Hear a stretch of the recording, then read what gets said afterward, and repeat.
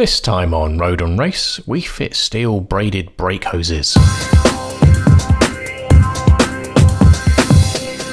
So on to item 2 of our big brake rebuild. These are stainless steel brake hoses. Why am I fitting stainless steel brake hoses?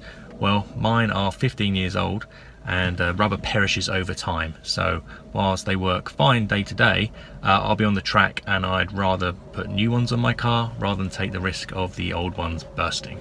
So are steel braided brake lines better than the standard rubber ones?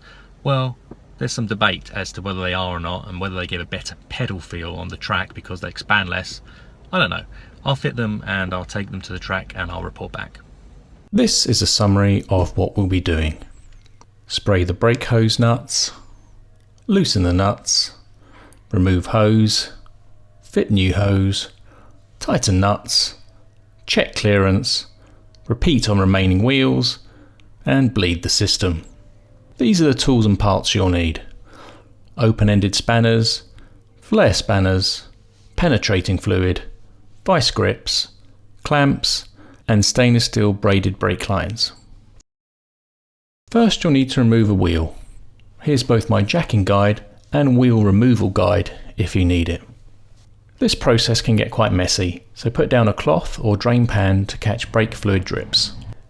You may not need this, but generally the brake hose nuts can be stuck quite tight. A generous spray of penetrating fluid will give you a fighting chance.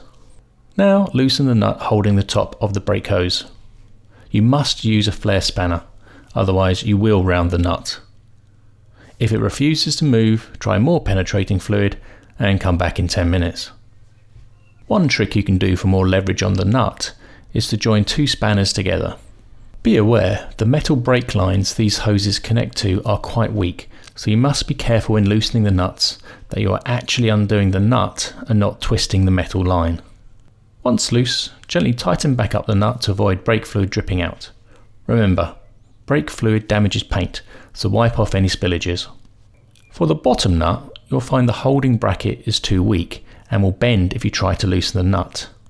Usually, you would use another spanner to hold the brake hose, but Porsche hose ends are rectangular. To get round this, use vice grips to hold the hose while you loosen the nut.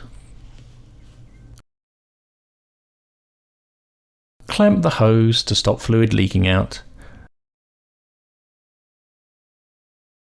and then remove the bottom part of the hose. Tuck it out of the way.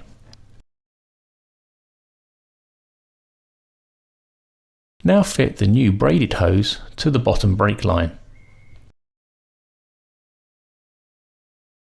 Don't tighten it hard just yet.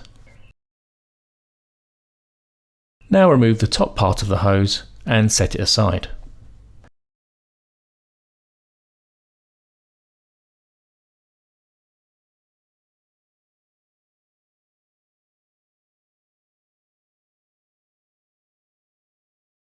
Connect up the top part of the new hose.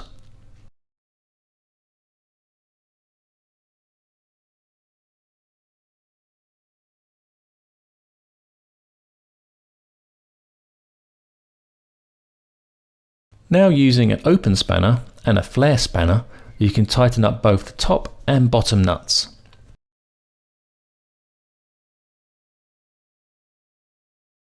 On the front wheels, turn the steering wheel slowly from lock to lock and check the new hoses don't get stretched or snagged.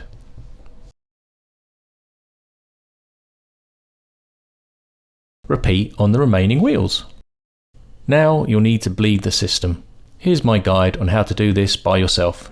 One disadvantage of the new braided hoses is that they cannot be clamped as they'll be damaged, so it's useful to keep the original rubber hoses if you need to do maintenance work on the brake calipers in the future.